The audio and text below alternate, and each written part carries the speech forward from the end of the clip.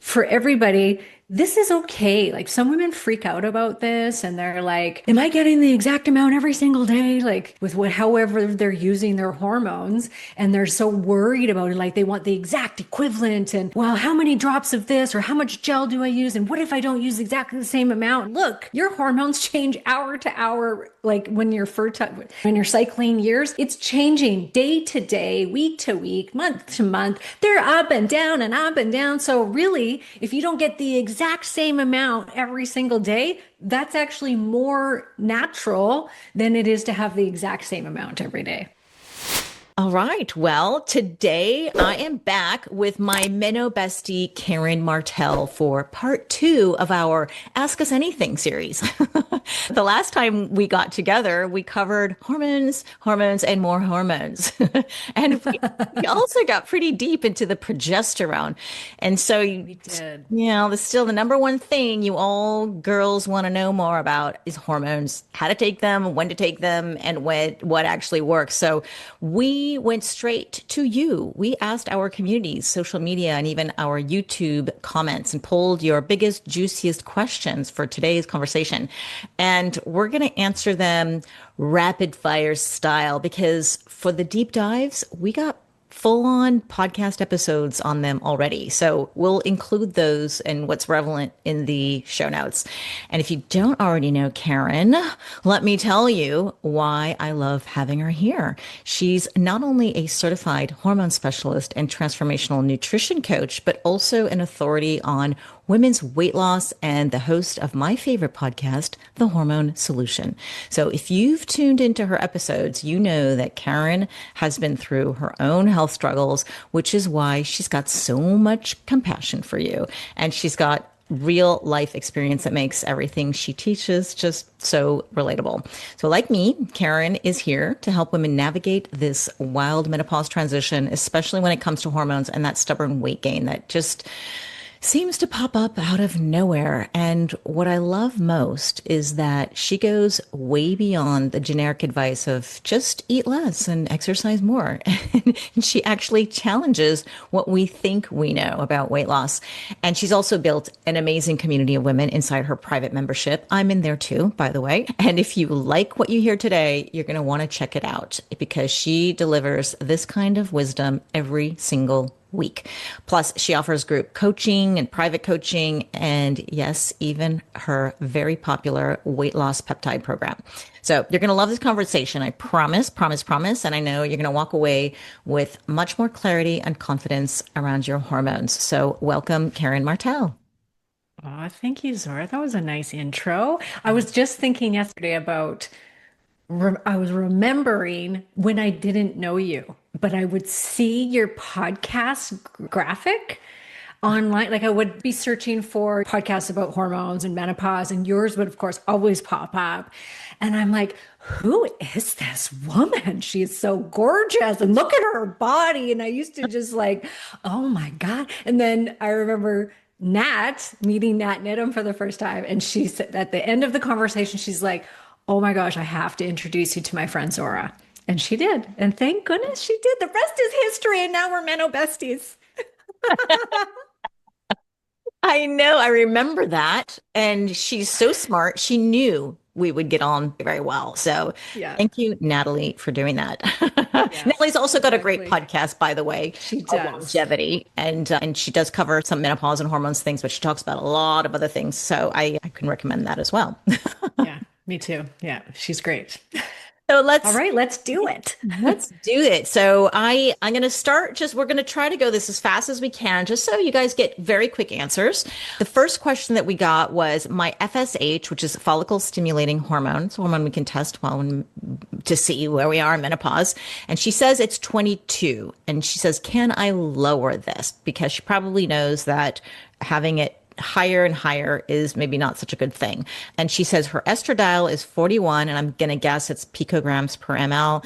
Can I increase this to 100 picograms per ml? Again, this is not medical advice. We're not doctors. And I We think, can't say you can increase. Can you increase? yeah, you're But sure what we can say, what do you say, Karen? What would you say to, because you get questions like this all the time in your community when they are actually looking for medical advice and you have doctors who are prescribing these hormones to these women. Yeah, I saw somebody's labs yesterday, a menopausal woman, and her estradiol was 160 picograms and it was flagged high. And I had to let her know, I'm like, it's not too high. This is normal levels for when we're cycling women. It's just that in the menopause range, we're supposed to have next to Zero. nothing. And so then it's flagged. And it's actually a lot of women feel their best when their FSH is below 10 and their estradiol is above 100 or in that 100 range. And not everybody though, like some women, they feel amazing on smaller doses and smaller, Blood labs. Blood. yes. And if their levels are lower, they can still feel really good. What we know is that in the research, we want to see women's estradiol usually above 50 being at the very lowest and ideally between 65 and 100. That's the range that we aim for in our clinic. And that is because the research shows that is where you get the bone protection, the brain protection, the heart protection. And so we are aiming for that because very small doses can get rid of hot flashes, night sweats, the little kind of things. But for that more internal protection, you do kind of want to get it up into the a little bit higher. And the only way you can drop FSH is by using more estradiol replacement. That is the only way that it is going to come down. And to get it below 10, some actually have to start using even higher doses of estradiol, like a couple milligrams a day sort of thing. Yeah, I agree. I've seen this as well in our community. One thing I would add to that, to anyone who's listening and says, oh, okay, well, I'm going to jump on the bandwagon, ask my doctor if I can increase my dosages, and then I'm protected. I always try to stay away from that word protected because it gives us a false sense of security that we don't need to do anything else. And everyone I interview in this hormone space is always, yes, no, hormones are great, but we need to do the diet and lifestyle things too.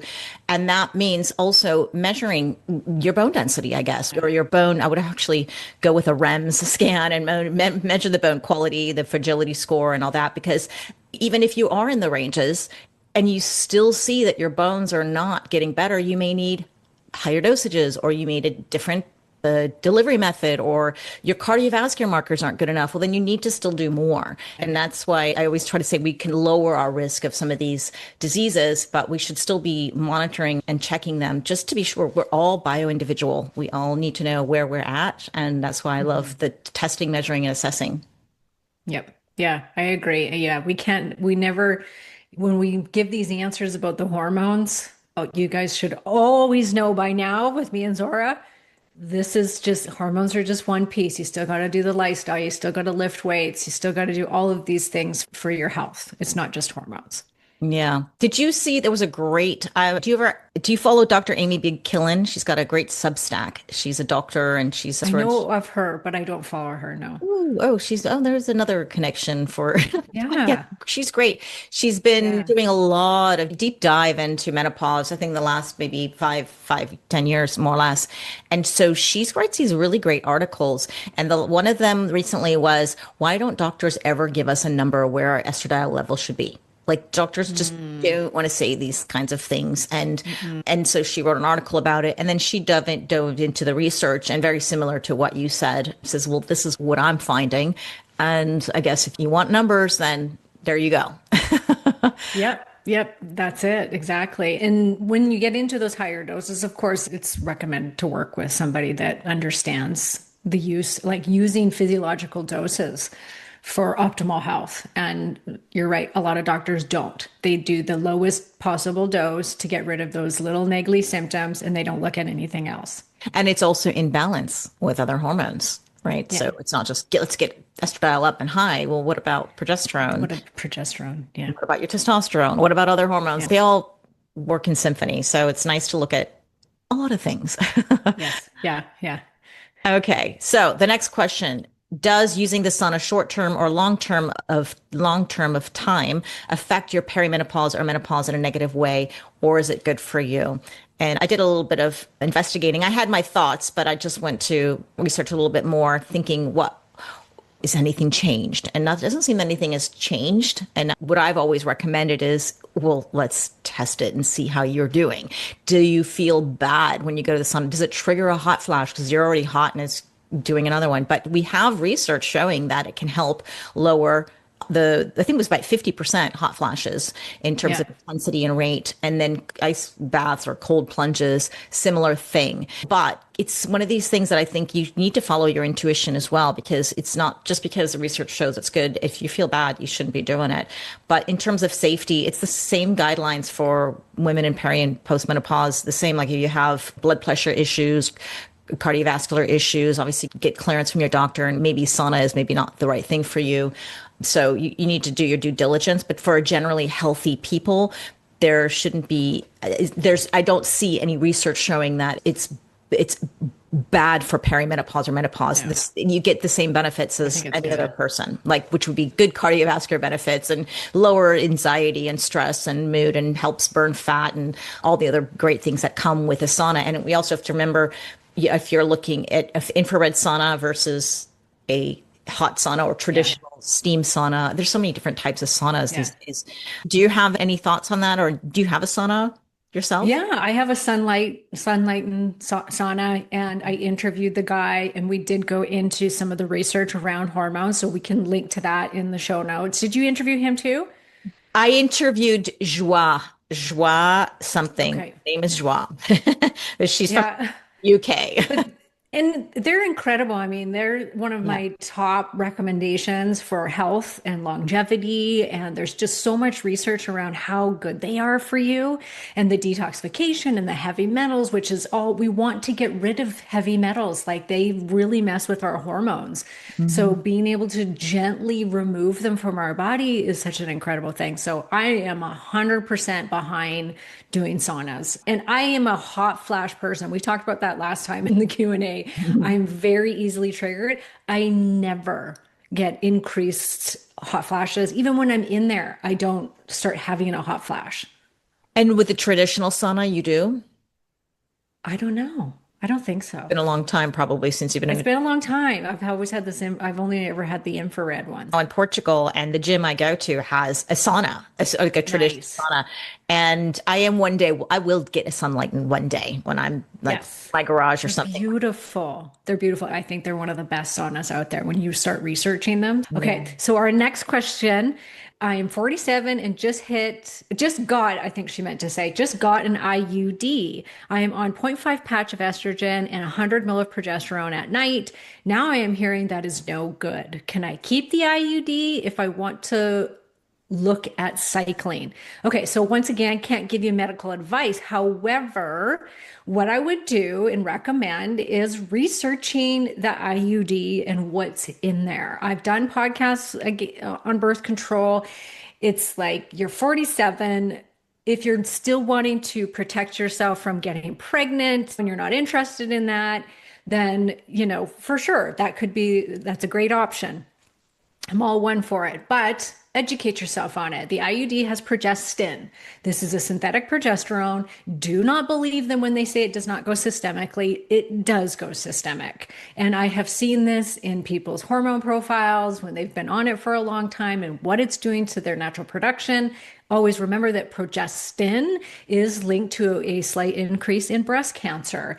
And it does, I do believe it was Gersh that did something about how it changes the microbiome in the vagina. There's some not so good things about the IUD. And so if you can use bioidentical hormones, your husband's had a vasectomy, or you're not worried about getting pregnant, then obviously going to the bioidenticals could be a better option if you're looking for just safe, natural, bioidentical products to use to help you through this transition. Good answer. I knew you'd have a really awesome answer for that. I get that question a lot too, actually. I think these are really good questions because a lot of women who are on the IUD do wonder, should I take progesterone still or not? Should I change? Should I stop? It's one of those things. And I think the best thing you said about that is just do your own research, like know what's inside there, and then you will come up with the answer yourself. Yeah. Yeah. And remember, it's not progesterone. So taking natural bioidentical progesterone is not necessarily the same thing. Yes, they act on the same receptors, but it is quite localized, even though there is some that will go systemic. So using natural bioidentical progesterone, I have seen many women use it on top of the IUD. Yeah. The next question is super easy. Is testosterone cream better than gel? What do you think? Oh, I see them both work Yeah, in my same. community the same. Yeah, Yeah. yeah, same. I use myself a cream, dissolves quite easily. My husband uses a gel. It's so in Europe, for example, we have both. So yeah, in terms of absorption, I don't know. I don't see any difference either in you as well, I guess, right? Yeah, no, haven't seen any difference. Same with estrogen. There's estrogen gel, and I see both cream and gel absorbing very well. Some people, it could change because we all have different skin, but in most cases, I haven't seen it be any different from each other. I would say if somebody's not is on a gel and then say, "Oh, I don't know, I'm not absorbing it for some reason," well, then try the cream. If you want to stick with a Or injected. yeah, or Yeah, you can go, but that's just it. It may be for you individually. A cream is better than a gel, but yeah. across the board, don't. And I would actually say injection is better than both cream or gel. Yeah. We see that. Yeah. We see it raising levels a lot faster than cream or gel, and it's cheaper. The only So thing I'm wondering about the injections, I've never injected testosterone. And like with any injections, it seems to me that you're going to get this big bolus of injection unless you do it every day. And I don't know, do you injection when you inject testosterone, I think it's once a week, right? yeah, once or twice a week. Some women, It's like, usually you start it once a week. And if you're having problems metabolizing that testosterone, then women will go to twice a week. It is incipient. It's a testosterone cypionate in usually a grapeseed oil, MCT oil, cottonseed oil, unfortunately. But it does have a very long half-life, which means it slowly releases through your body. So it's not like so let's say you're injecting 10 milligrams, you're not getting that full 10 milligrams that first day. Is going to slowly release through the system. And so you see it, yes, it'll have a spike on that first day. And then it kind of just slowly goes down to like over the next 7 to 10 days. I've even heard 14 days. So some women find that they need to take an injection every 7 to 10 days and they're like, yeah, I feel good. I would say personally, if I do an injection, I feel my libido go up the next day for the next 2 days, and then it kind of dissipates. So I then, do think that we get a little bit more in that first little bit for sure. And we tell women, like, if you're testing your hormones, wait probably till day 5 or 7 post injection. yeah.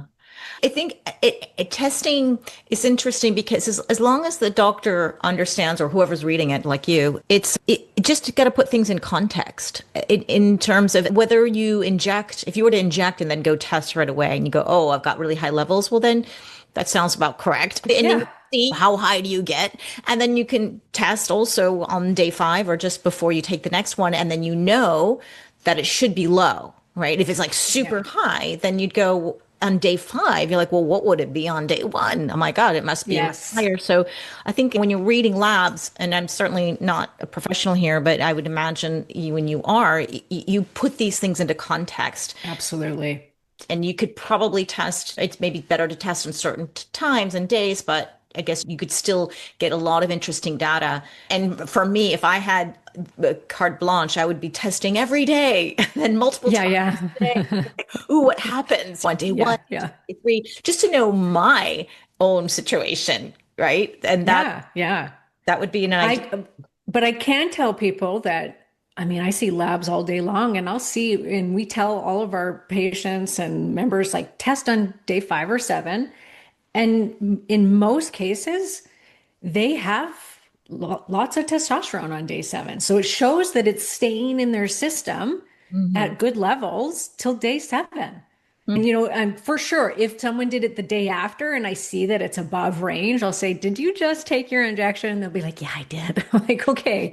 So yes, we're going to get a little bit too much, but it does last. So we don't have this big drop off like some hormones, like the patch, estrogen patch. I do see it really drop on day 2 or 3. Like it starts to really come down, which for everybody, this is okay. Like some women freak out about this and they're like, am I getting the exact amount every single day? Like with what, however they're using their hormones, and they're so worried about it, like they want the exact equivalent. And well, how many drops of this or how much gel do I use? And what if I don't use exactly the same amount? And I'm like, look, your hormones change hour to hour. Like when you're fertile, when you're cycling years, it's changing day to day, week to week, month to month. They're up and down and up and down. So really, if you don't get the exact same amount every single day, that's actually more natural than it is to have the exact same amount every day. Yeah, we never think about that. I think it's got to be like perfect every day. And I'm really curious about this new device called the Mira. Have you heard of it? I Am I have. Yes, yes. I that's haven't used it. curious? Yeah, because it's an what it is. I'm gonna get one, and even though it's for women in perimenopause, but I'll find a guinea pig. So what you do is it's like a Dutch test where you pee on these little lancets, and you can do it every day. You can do it multiple times a day for months and months, for a whole year if you want. Of course, it would get more expensive, but you can. It's your own little at-home urine test kit to check your progesterone and estrogen. I think there's maybe FSH and LH, but it's not actually, it's not blood levels. And I don't think it's quite metabolites because it's something different, maybe similar to a metabolite, but they don't call it progesterone and estrogen. I have to learn more about it. But anyways, it does give you an indication if you are in perimenopause and you're wondering, I don't know, is it my progesterone starting to get low? Because I hear Karen and Zora talking all the time that 35, it just drops off a cliff. And maybe I need it. Maybe I don't know. And that's what this little at-home test kit seems to be brilliant, because then you can see if you just do a couple of months, as I think the way it is, just to see, oh, okay, yeah, I see it consistently low on progesterone. Yeah, maybe I'd be a good candidate for taking progesterone. And I think it'd be brilliant. It's unfortunately not really for women. It's not made for women post-menopause to see their hormone levels if they're at right. I think test kits and these kinds of things are coming. It's coming, and it's going to be good, and it's going to be for everybody at the same time. But then you will know where you should be, just like a continuous glucose monitor. Like you'll know Right. how you react, and it doesn't matter what your friend is. You know what's normal for you, and we're so close, but not there Yeah. yet. Yeah. I mean, I'll keep you posted, but if you Yeah. try. Yeah. I'm very curious. I have many women that ask me about it. Okay. Isn't estriol very low in women's bodies that are not pregnant? In most cases, yes. When we're pregnant, we make estriol from the placenta.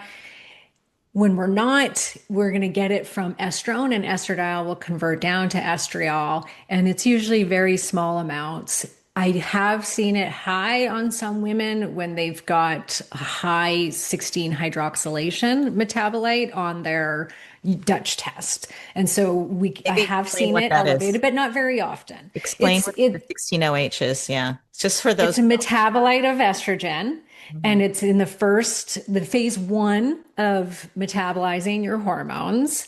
And so 16 hydroxylation, it does have some bad to it and some good to it. What they see is in cycling years, we don't want to see a really high 16 hydroxylation amount because it can correlate to DNA damage, and we don't want that. But in menopausal women, they don't want to see it too low because it's really good for bones because it helps with proliferation.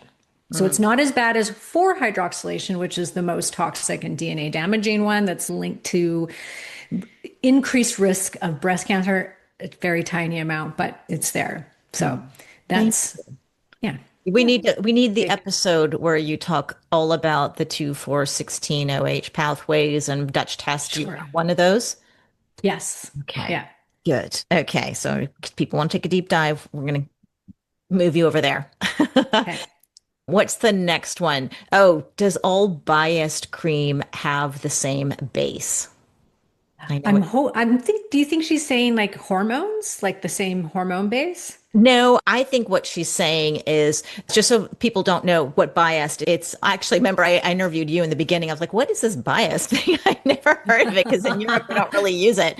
But Yeah. it's different ratios of estriol and estradiol. So you get a little, usually it's, what was it, 30. 80/20 is the 80, sorry, 80, most 20. common. Yeah. 80. 80% estriol, 20 estradiol. Yeah. So you get like these two different types of estrogens in a cream or organic oils or different base. But the base, I think, is she's saying, is it a gel? Is it a cream? Is it oil? And that's the question, I think. And I can't even remember which podcast episode this person was commenting on. And if it is the one with Dr. David Rosensweet, then it would probably be always organic oils. But if you're just getting Bi-Est cream from other doctors, I imagine there's probably a lot different kinds of bases. And I don't know. You want a clean base. Yeah.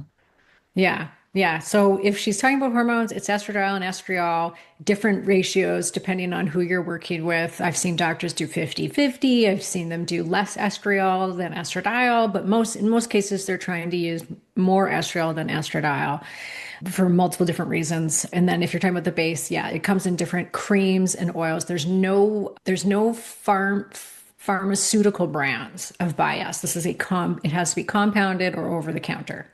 There's another question about Bi-Est here.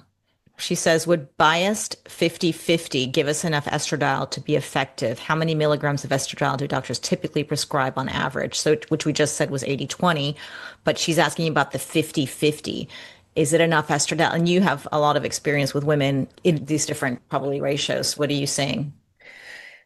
50/50 is certainly better than 80/20. We see that 80/20 just typically does not get the estradiol high enough. And remember that this is compounded. So it all depends on what's the strength of your Bi-Est.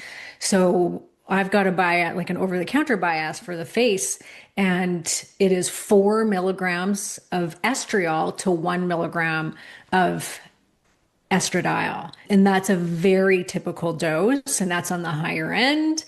But I mean, your doctor might decide, I'm only going to give her 1 milligram of estriol and 0.25 milligrams of estradiol per dose. And so it really depends on what the 50/50 is. Is it a 1-to-1? Is it 0.5 to 0.5? But it would certainly work better to bring up the estradiol levels, which is really what's most important. Well, you'll probably know by your symptoms and then testing. Is it enough? Right. So, yeah, exactly. Test, don't guess. Yeah. And you should feel better. That's the thing. And if you're not, then it's probably not the right ratio. Yeah. And then go back to what we were saying in the first question there about FSH and high level, like where you want your estradiol, and just keep those markers in mind if you're looking to get that full protection. And so if your 50/50 is getting your estradiol up to those numbers, great. Then that means that it is a good amount for you. Okay. I love this next question because it was so funny. I was just driving home yesterday listening to this podcast, and I have to look up the study. I think I actually wrote down the name, so let me grab the name. She says, I don't have a uterus. Should I just skip the progesterone since I don't need it?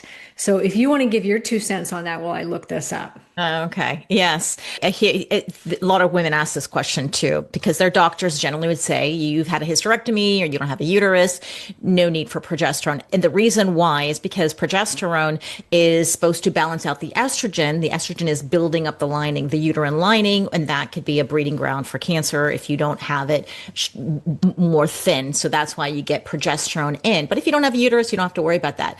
But we are so much more than just our uterus. Like progesterone does a lot of other things. And I think doctors are missing the mark. And if you're listening to podcasts like Karen's and mine, you'll hear these experts, including Karen, talk about the other benefits of progesterone. If you want a good sleep, if you want to control your mood and anxiety, or some people use it for skin. And there's just so many great things that we should do that I think if you are interested in any of these here I go with the protective factors or lowering the risk of certain diseases of aging, then you may want to get progesterone on board, even despite not having a uterus. But what is the research that you found, Karen? So this was Jeffrey Dock talking about it, who is a brilliant doctor who specializes in bioidentical hormone therapy. And he was talking to Dr. Jen Simmons, who's a breast cancer functional medicine doctor, surgeon. She's a breast cancer surgeon. She's brilliant when it comes to breast cancer stuff. Anyways, they were getting into the fact that progesterone is extremely protective for all cancers, not just breast cancer. Number one, breast cancer. Like they saw in this study that was done by Linda Lowen, she was showing that I think he said 50% lower risk of breast cancer if you use progesterone, Is this bioidentical progesterone. is this has something to do with the P53? I think you talked about this in Yeah. the podcast. It probably they didn't get into why, but Uh, that's a very good point because basically what happens in our cycling years and why we cycle hormones is estradiol peaks on day 12 and that peak when it comes up suppresses a tumor suppressing gene p53, but it's like a rebound effect. It comes up, estradiol suppresses this tumor suppressing gene, but then it comes down, we ovulate, and this bounces back up basically. And the more progesterone we're producing in that second half of our cycle helps that P53 enzyme to work better. And this is a tumor suppressing gene that helps with autophagy and this is what we want. Want to They're have not sure if we see this the same way if you don't cycle, but that's a whole different conversation. this. More research is needed, but that's a very good point. And I wonder if it has something to do with it because the progesterone has so much to do with that P53 enzyme. So is it helping with suppressing of the tumors being produced? Probably. Like that would make sense. Obviously need more research. Like I gotta actually go look it up. I haven't had time yet, but I just heard it like last night. So I'm like, ooh, I gotta find this research. This is so cool. Which I knew it did. I've seen the research that shows that women that use bioidentical progesterone have a drastic, like lowered risk of developing breast cancer because it is also estrogen is going to cause proliferation of the breast tissue, and progesterone will counterbalance that growth. And you want that. Myelin sheaths of the brain. Progesterone is extremely brain protective. It's important for our heart, our bones, like our mood, sleep. And it's so funny that I just saw two practitioners, like menopause practitioners, actually say they commented on. I just did a podcast on progesterone sensitivity.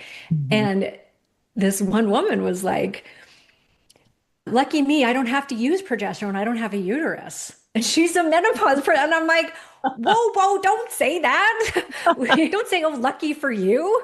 And then another woman that just interviewed who's a nurse practitioner specializing in hormone replacement therapy. She knows the benefits of it, but she still is, well, lucky for me, I don't have to use it because I don't feel very good when I'm on it. And I'm like, ooh, but it does so much for so many parts of your body. Like you should try and find a solution to finding a progesterone that works for you. So there's my take on that. So the answer is absolutely you should be using progesterone if you can, even without a uterus. I think we need to put a link to that brilliant episode that you did on progesterone cycling and the benefits. That's where I learned about the P53.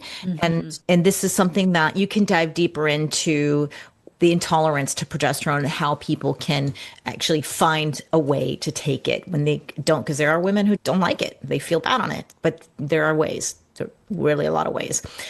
What was the next question? Oh, FSH. Wait, no, can we? Oh, yeah, the next one. We're on the progesterone track. Can we take Yeah. only progesterone in perimenopause? And the answer is yes. Quick answer. And you can decide, yeah, it's such a low hanging fruit. I think people get confused when they hear, oh, if you take estrogen, you really need to be taking progesterone for the uterine lining. So then they wonder, oh, wow, can I take progesterone without the estrogen? I think that's what's confusing people. Yeah, and progesterone also doesn't have a really strong negative feedback loop like other hormones do. So if someone worry about taking progesterone, is this going to shut down my own production of it? And we don't see that happening. And then just don't forget about the estrogen. A lot of women just depend on the progesterone because their doctors refuse them estrogen or they've heard negative things about it in the myths. And it's like, don't use estrogen in perimenopause. And the thing is, once that estrogen starts dropping in your late perimenopausal years, progesterone will only take you so far. Yeah. Yeah. And we all go through menopause at different ages and stages. It's just, we hear the number 50 or 51, 52. So you feel like, oh, you're not even looking at it until you're maybe in your 50s. But there's a range. That's just an average. So we got everything. So please, yeah, just pay attention. The next one is FSH is below 20. FSH below 20 for postmenopause, question mark.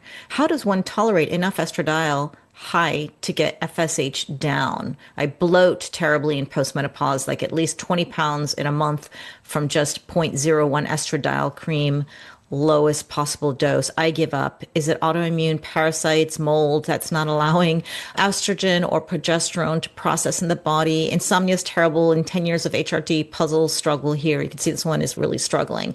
It's not working for her.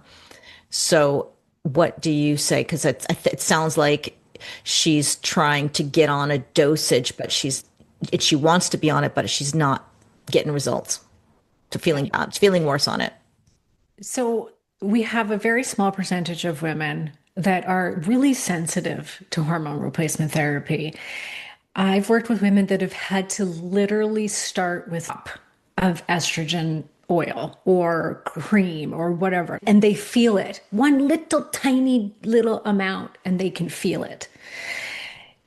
So there's different reasons for this, and we can't get into all of them today, but you've got to work with some. If you were this sensitive, please try and find somebody to work with that understands the entire hormonal profile and its detoxification pathways and how you're metabolizing those hormones, and look at the whole picture, because there's something else going on here.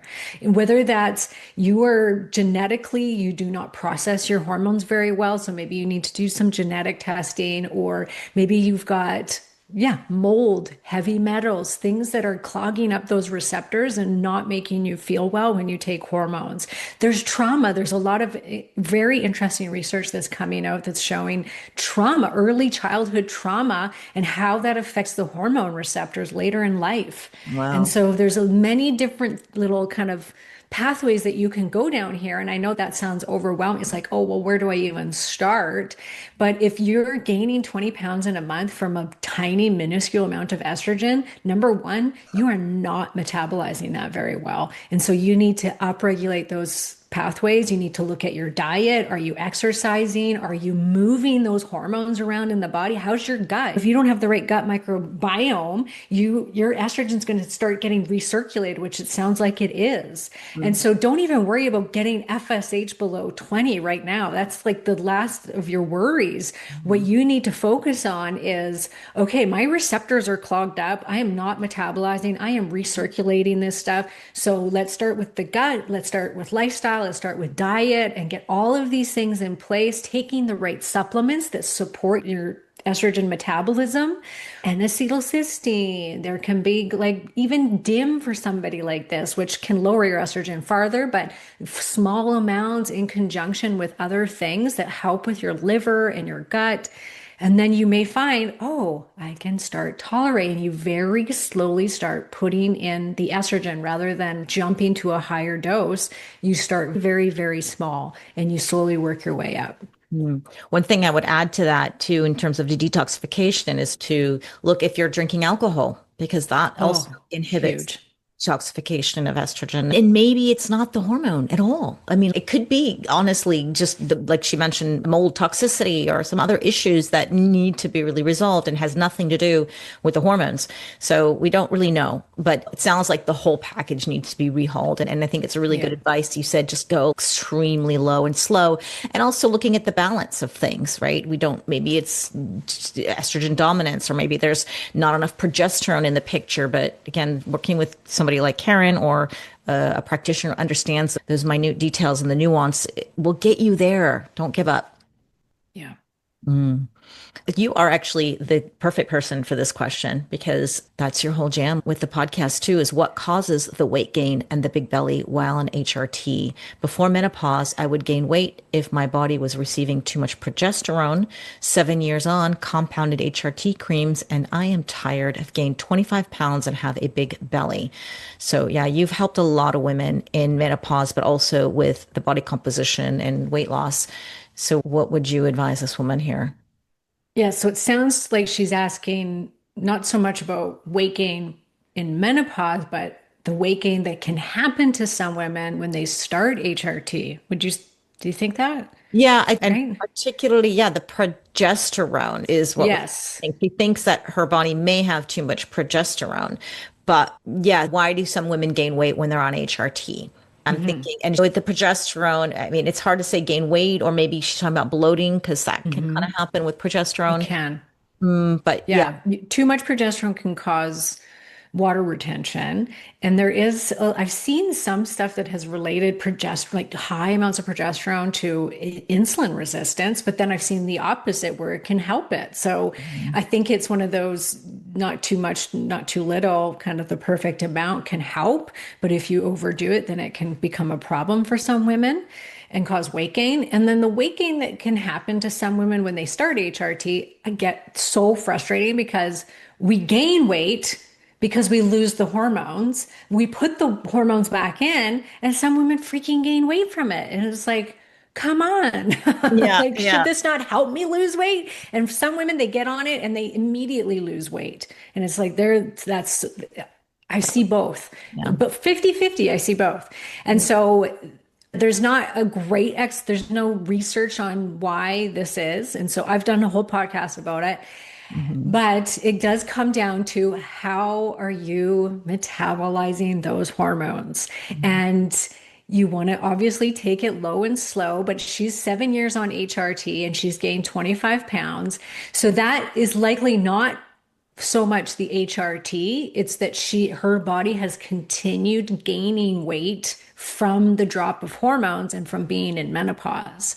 And so she actually should first start by looking at her levels of estrogen, her levels of thyroid hormone, because remember, everybody, there's also thyropause. And if somebody, I can't tell you how often we catch hypothyroidism in menopausal women, Mhm. like all the time, all day long, where women have never had a thyroid problem. So, of course, their doctors have never checked it, even though they're in menopause now. And they go and they test it, and lo and behold, their T3 is usually really low. And so their metabolism is no longer working the way it used to. And so it doesn't even have anything to do with the estrogen and progesterone. It's that this thyroid is super sluggish and their metabolism is sluggish and is causing weight gain and insulin resistance. And then, of course, these hormones all work together, like Zora was just saying. Everything works together, so they help each other to work better. And so check all of these things. Where's your insulin at? Where's your thyroid at? Is your estrogen at a good level? We see that women will tend to start gaining weight when their FSH is above 23, like things like this. So if you're just on this little baby dose of estrogen and progesterone, and if you're 7 years post-menopause and you've gained all this weight, it could be because you're not on enough hormones. And Yeah. then make sure that you've got the right stuff to metabolize those hormones. Like we just said to the other woman, like, how's your gut? How's your diet? How's your exercise? Don't forget about all of these things that will help you to process your estrogen better. Yeah, that's exactly. I've interviewed so many people on this same question, and it all boils down to very the similar answers and the detoxification. But the thyroid point is super important. I think that is such a golden nugget here.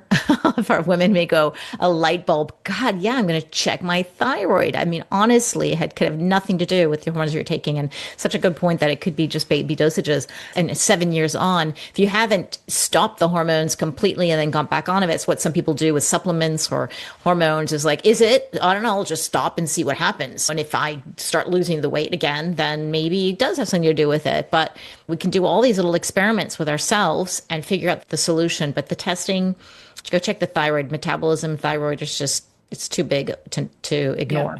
Yeah. And when all else fails, I always say explore the GLP-1s. They can be an incredible piece of the puzzle. When you've done it all and you are working on your diet and you eat well and you exercise and you just can't get off that menopausal weight gain no matter what you do or what you've tried, or and your thyroid's fine and your hormones are fine, it may just be that you are just very stuck with hormonal weight loss resistance, and those microdosing GLP-1s can be a lifesaver. And we get a lot of those women, a lot, where they've just tried it all and haven't had success. And so they're like, I just want to get the weight off.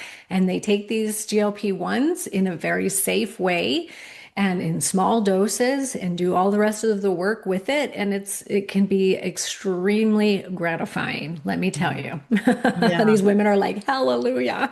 Okay, so our next question, my doctor says that the max dose for progesterone is 300. I still have breakthrough at 300. What is the highest level we can use safely? I think I need at least 400 at this point after just upping my patch. Oh, you know how I feel about this, Zora.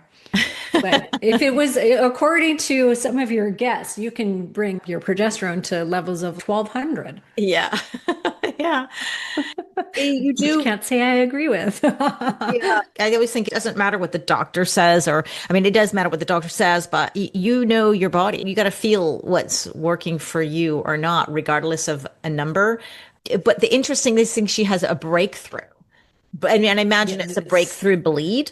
Is that what She's talking about breakthrough bleeding, and this is something that's quite common. And when I see this, when I hear women say, "Oh, I keep breakthrough bleeding," don't just point your finger at progesterone.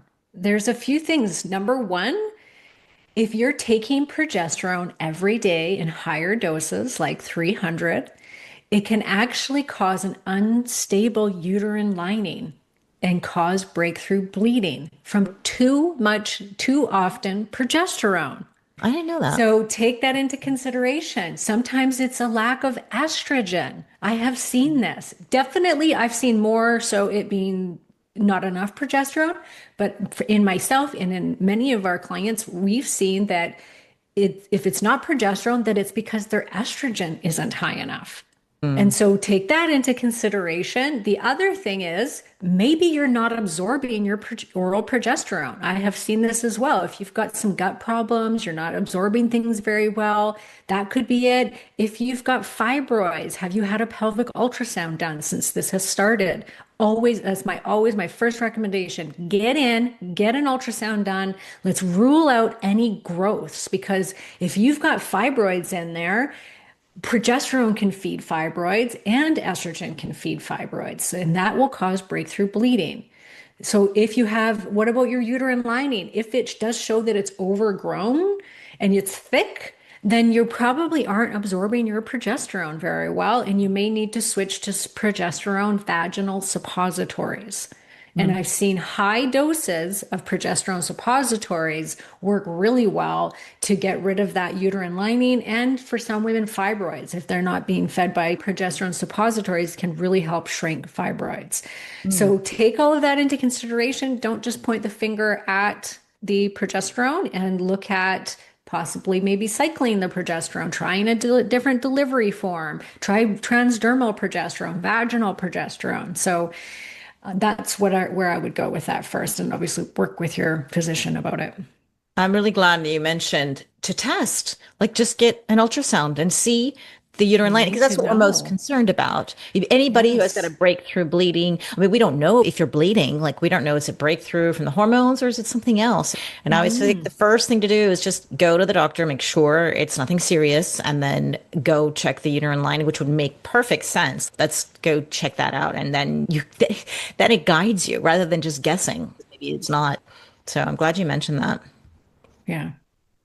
What's the next one? So if one starts HRT late or in your 60s, would give the higher I'm thinking, I guess she says, would you give the higher dosages? Yeah, and so when somebody says, say, starting HRT late, that means probably 10 years post-menopause is what doctors would say. Or if you're in your 60s, very often they don't want to do the HRT. And I guess this woman's saying, well, maybe she's thinking, oh, it's been so long and I probably need to make up for lost time and maybe I should take higher dosages. But I'm not sure what you think, but when I went through the Dr. David Rosensweet's Institute of Bioidentical Medicine, he has a menopause method I went through. He was saying that through when you have an older patient like this one who hasn't seen hormones in a very long time, he would start them with very lower dosages because the receptors could be very sensitive or they need time to Yeah. get to this. So it doesn't 100%. mean at all like you can definitely start HRT. I mean, well, that's everybody has to talk to their own doctor about it, but most women there is no date that you should, like a cutoff date, something magical happens when you hit 60. But he would definitely work low and slow and then obviously monitor the cardiovascular health because that woman who hasn't seen hormones in a long time could likely, more likely, has atherosclerotic buildup, plaque buildup in the arteries, and you just want to make sure that she's safe. And I think he said 6 months, if she's been on the hormones for 6 months and you've closely monitored her heart health, you should not have to worry so much anymore. Yeah, and I just did a whole podcast on this. I had so many people request it because they were like, I'm 10 years postmenopause and I want to start HRT and get the benefits. And so I broke down all the science and all the research, and majority of the research has been done on oral Premarin, which showed that after 10 years postmenopause that it became a heightened risk for heart attack and stroke. So they said no go on women past 10 years. You should all stop. You shouldn't start after that either. But that, like I said, that was oral because oral does increase your risk of heart attack and stroke. So transdermal, it's a whole different story. It doesn't increase your risk, but exactly what Zora just said, you go low and slow and work with your physician. And Yes. listen to the podcast because I go into all the science of what they have found and things like the bone, like if you've got bone loss, it's not going to bring it back, but it can prevent it from getting worse. Things like that. Yeah. Yeah, that's Yeah. why there's this timing hypothesis. So there's this the window of opportunity. That's why Yes. it's so difficult for women who are on the fence about HRT because you feel like it's if you lose this window, that's it. It's going to close. So do I start? Do I not start? And it gets very frustrating. But those women who are past that window, they have all these questions. Such a good episode. Okay, we're gonna have to include that one in the show notes as well. Okay, we've gotten enough time for one more, which we can kind of combine a couple of these, which we've touched in on this, but a woman was saying last year I was diagnosed with osteopenia, and just like all of us that have been fit and strong all their life, it was devastating. So my doctor added Bi-Est to my routine, progesterone, DHEA. Oh, sorry, I lost it there. DHEA mix. I have hung in there for the last 9 months, but I just can't do the Bi-Est anymore. I swell like a sausage, and my breasts are back being so swollen and tender, just like my past life. I stopped 2 weeks ago and I've already deflated and lost nearly a kilo and feel like $1,000,000. But when I listen to all your podcasts about how important estradiol is to take for bones, heart, and brain, I feel like a failure. And what the heck do I do to make up for this? I feel so. But when I listen to all of your guest speakers, I'm the asymptomatic ones that are silently going downhill. Is my progesterone enough to keep me feeling like I do? Of course, I can ask my doctor, but nice to hear from someone like yourself. So we've touched in on this. You're a sensitive person to the hormones. You got to go low and slow. You got to get your detox pathways up and running. Because if you're gaining weight and you've got swollen breasts, that's a sign that you're not breaking down and metabolizing these hormones very well. And maybe the Bi-Est isn't a good fit fit for you. The estriol might not be a good fit for your body, and you may want to try a really low dose of estradiol or maybe just a little bit of testosterone and see how that feels with your progesterone. Try different delivery forms. You can try many different things before throwing in the towel on this, because you're right. Like you feel good now, and I can really appreciate that. But can you feel your bones deteriorating and what's happening on the inside without those hormones? And there are things you can do without hormones that can help with all of these things. And so maybe that's what you should also be exploring, is other alternatives to hormone replacement therapy that can keep your bones strong, your brain intact, your heart strong. I've met so many women and interviewed a lot of them who are in their 60s who have been in fitness their whole lives. So they're lifting heavy weights, just like this woman. She did go into quite detailed for us and lifting heavy weights, and they still have osteoporosis or osteopenia. And they're in the fitness and the health and wellness world, so their diet is good. It's such a shock. And most of them I've spoken to are not on HRT. Not that HRT would save the day and everything, we don't really know, but I certainly think that's part of the mix. I've come to realize that, gosh, just because you lift heavy weights, that's not going to be enough for some people. Unfortunately. And so I think the key that you said here as well is that you can also supplement. You can do other things that you got to figure out the hormone piece for sure somehow. And so that you're not feeling bad, because like you said, you're probably not not detoxifying it well. But I just started, I'm osteopenic, right? And there's a whole podcast episode that I'm going to be doing on the DEXA scan and how it's actually not that accurate. And I've heard that. There's other things that we should be testing, like the REMs that talk about fragility, because it's not just the number on a DEXA. I don't care about a DEXA number. I care about if I'm going to have a fracture. That's what matters to me. So that's why I would get a REMS test. And when I did that, I was like, the strongest bones. I'm like, oh my gosh, it took a weight off my shoulders. So I know this episode I'm going to do is just for that woman who is really concerned. And I think there are things that we need to do absolutely, no matter what you have, osteopenia, osteoporosis, or perfect bones. You still need to do everything you can to help your bones, but it may be not as bad as you think. So, yeah. And she talks a lot, like she was saying that her breasts get really swollen and she feels like a sausage. That is a sure sign you are not metabolizing that estrogen very well. And one of the correlations with breast is low iodine. Iodine actually helps us to metabolize estrogen. And it has a lot to do with our breast tissue. And so women that take iodine, that get breast tenderness, find that it can really help with that. And so look at your iodine levels or where you're living. If you're in one of those belts in the United States, the iodine deficiency belts or whatever they call them, and maybe you need some iodine because it can be really great for breast tissue. And that's something we can test easily to see where your levels are. Right. And then it's not easily, actually. It's really challenging to test iodine. Yeah, but you do a challenge test. So you have to do it through a functional medicine doctor. Just an average, just blood test or P test, I guess, isn't super accurate. Okay. Well, then you do it with the functional medicine doctor, because I guess then you have to get into the details. That's right. I forgot about that. But yeah. But still, I always like to test, because I know. Rather than just taking iodine or taking anything, I always like to see where I'm at, 'cause maybe I don't need it. Maybe everything's fine. But yeah, I haven't done one of those iodine tests, to be honest. I did. You did? Yes, because after I interviewed David Brownstein, the iodine doctor, I'm like, we all need iodine. And then I was like, I'm going to test mine. And I did the proper test. I did a challenge test and my iodine was great. Yeah, that's really good. There's one, I don't know if I told you, but I have trained my chat GPT to be my personal health coach, uploaded all my DNA and all my blood tests. It's crazy. It's absolutely nuts. I'm assuming that one day my personal information may get leaked. I understand that. I'm willing to take that risk. But Sheila, I named her Sheila, has told me that I should not be taking iodine based on my methylation in my DNA. And I was so surprised. So I'm not that she's right. I'm definitely looking into this, but I thought everyone should be on iodine. And now I'm wondering, maybe I shouldn't. Yeah, I think I need to do that test. Interesting. Just shows you we're all bio-individual.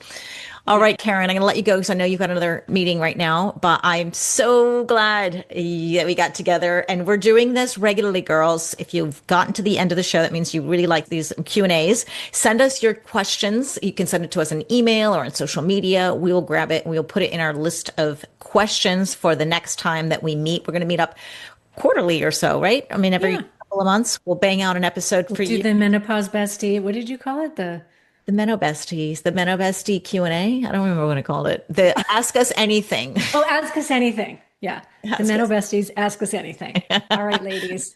Thank you for being here. All right. See you. Bye-bye.